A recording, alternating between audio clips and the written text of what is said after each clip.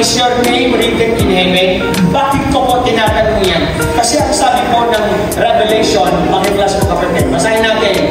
Anyone whose name was not found written in the book of life was thrown in the lake of fire.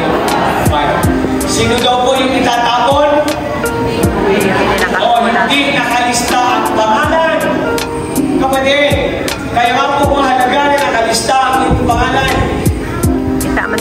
Verse 1. Next slide daw. Tingnan niyo po yun, yung itatapon sa dagan-dagan ng apoy, they will be thrown into hell. Sino kaya yung pinakamalaking yun? Bahala na kayo kung sino yun. Next. Tingnan niyo po, talagang maraming napupunta sa impyerno, kapatid.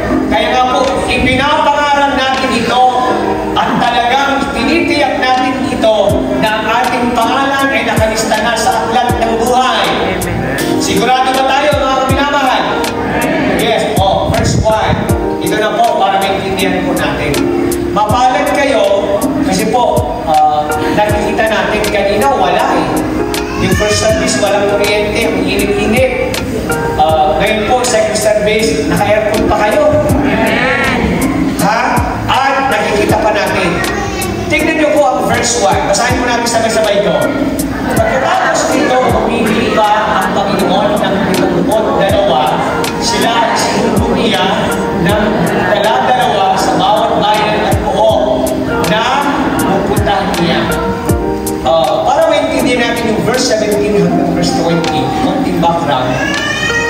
Si Jesus po, pumili siya ng 72 alagad. Okay, 72 alagad at isinet niya po sila. Isinet niya po sila for what reason? One, para ipangaral ang mabuting balita. Para kapag sila'y nakilig, kapag sila'y sumampalataya, ang pangalan nila ay nakasulat na sa aklat ng buhay. Ibig sabihin, para ito mga taong ito ay maborn again.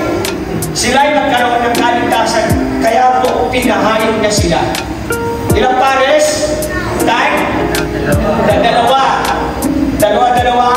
Ahayo po sila. Verse 2, tignan niyo po.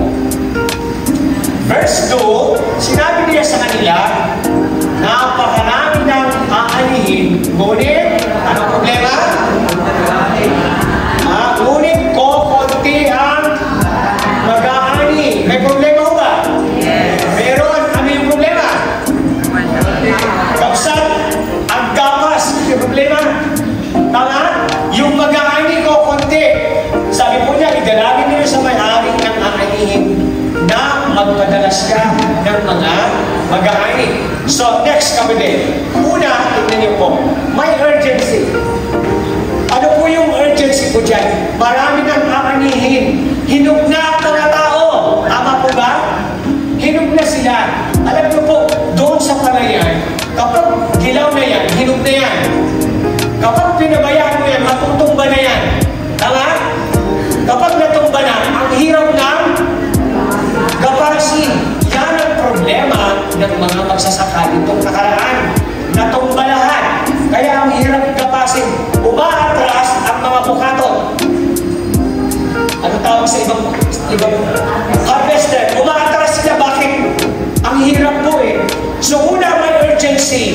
Kapatid, hinog na ang mga tao. Pagod na sila. Nakahanda na sila. Pwede na silang anihin. Kaso, next. Kaso, may lackness. May kakulangan. May kulang. Ano po ang kulang?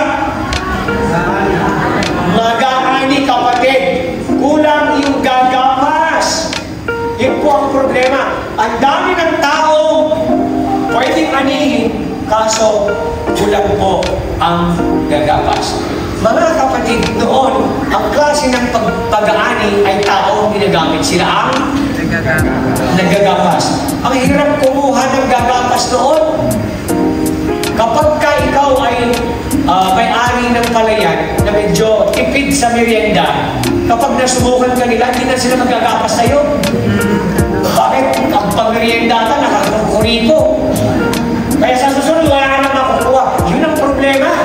Pero kapag ikaw ay maparawon, masarap magpamerienda, hindi ka pa magpapagapas, tinatanong ka na nila. Ay, kailan ka magpapagapas? Kasi nga iba ka pag nagpagapas. So una po, mayroong yung tinatawag natin na urgency. Marami ng aanihin, pero may lackness. Kulang ang mga gagapas. Pero ngayon na-develop na, dati tao nagagapas. Ngayon, ay dati reaper. Alam niyo yung reaper? Itutumba niya, gagapasin niya, itutumba. Pero kailangan pa rin ng tao, ano yun? Yung magtitipon.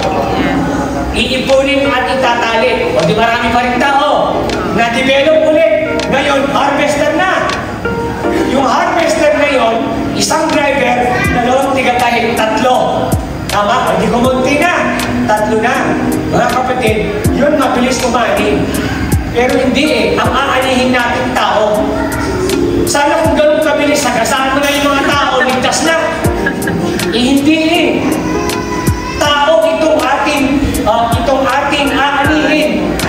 Ang mga tao minsan, may madaling maniwala, merong mga taong pilosopo, tama po ba? Yung pupuntahan mo, tatawanan ka pa. Yung pupuntahan mo, pagtataguan ka pa, ang hirap. Kaya nga po ito, kailangan ng mga taong matatapang, mga Kristiyanong handang tumulong at para anihin itong mga tao. Tanong, gusto mo bang makisama sa anihan? Amin po ba? Gusto ba natin, sa totoo lang po, ngayon, ang hirap kumuha at walang gustong sumama doon sa evangelism?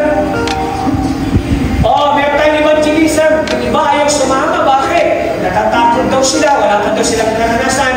Yung iba daw, baka hindi lang ang sagot nila. Kapatid, hindi ka dapat matakot. Obligasyon po natin para kapag naniwala sila yung pinagsabihan natin, ang pangalan nila ay may lista sa aklat ng buhay. Lalo na mga mahalong sa buhay. Kasi ang hindi natagpuan ang pangalan sa aklat ng buhay, saan itatapon? Saan itatapon? Kapatid, hindi po biro yan. Hindi biro yan. You will spend your eternity in hell.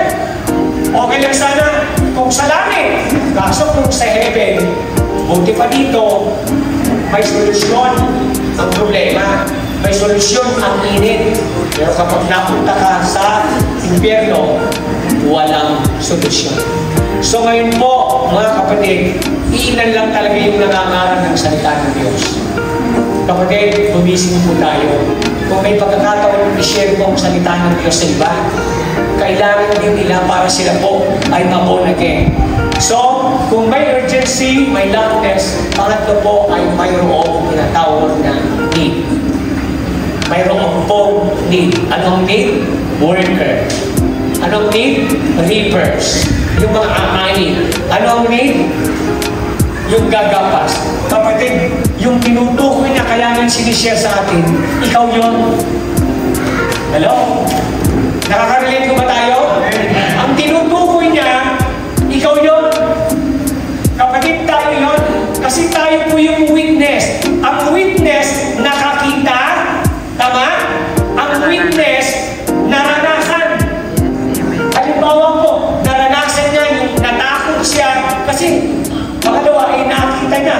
Kaya ikaw yung witness sa korte. Ikaw ang magsasabi ng katotohanan, kapatid. Ang tinutukoy mo dyan, kapatid, ikaw yun. Ako yun.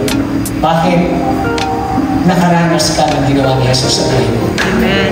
Amen? Amen. Pangalawa, nakita mo na may ginagawang himala ang Diyos sa ibang tao at sa iyong buhay. So, meaning, you have the message. You have the message to tell sa iba.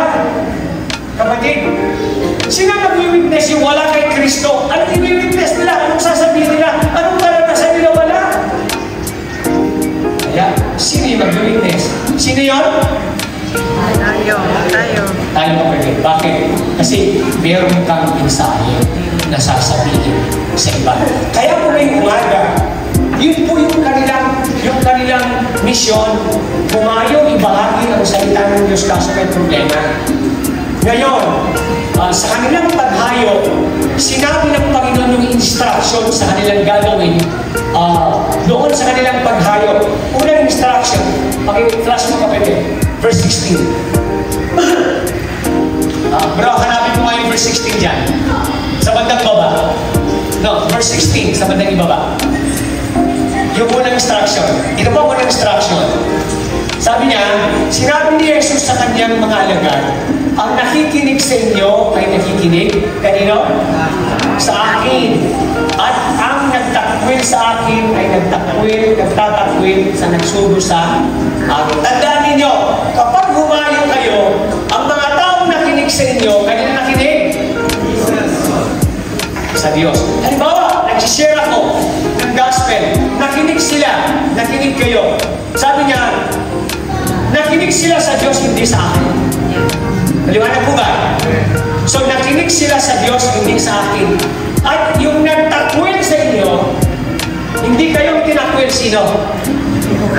Diyos. O, nakita niyo po yun? Kaya mahalaga yung salita ng Diyos, yung mensahe na sasabihin natin sa tao. Ibig sabihin, hindi dapat tanggihan ang mabuting balita. Kasi kapag tinanggihan mo itong mga nangangaral, nagdadala ng mabuting balita, ang Diyos ang tinanggihan mo. Maliwanag po ba? Kaya kapag ang leader o ang pastor o sino man na ginagamit ng Diyos, ginawan mo ng masama, sinong ginawan mo ng masama? Ang Diyos.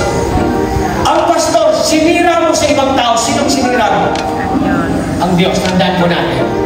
Kasi po, ang mga lingkod ng Diyos ay representante ng Diyos sa tao para tayo po ay abutin. Amen. Tama. Kaya yung laging pinukot ni Brother Alvin, sabi niya, touch not my anointed one.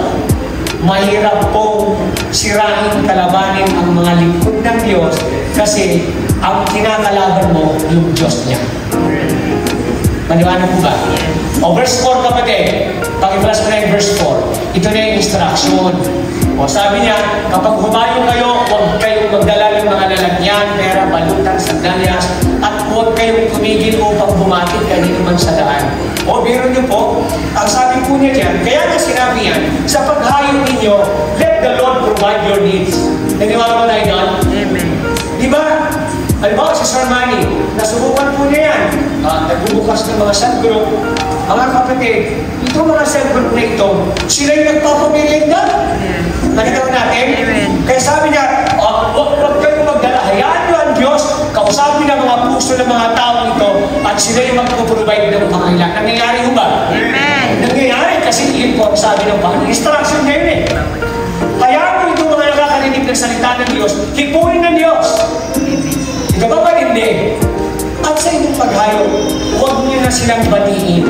Para ba man dating ang mga born-again pala ay, anong tawag ba?